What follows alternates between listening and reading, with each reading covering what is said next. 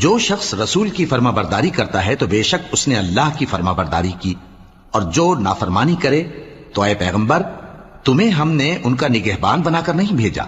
और ये लोग मुंह से तो कहते हैं कि आपकी फर्माबरदारी दिल से मंजूर है, मगर जब तुम्हारे पास से चले जाते हैं तो इनमें से बाज लोग रात को तुम्हारी बातों के खिलाफ मशवरे करते हैं, और जो मशवरे ये करते हैं अल्लाह उनको लिख लेता है।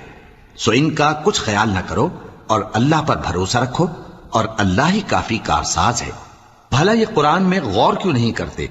अगर ये अल्लाह के सिवा किसी और का कलाम होता तो इसमें वो बहुत सा इख्तिलाफ पाते, और जब इनके पास अमन या खौफ की कोई खबर पहुंचती है तो उसे मशहूर कर देती हैं।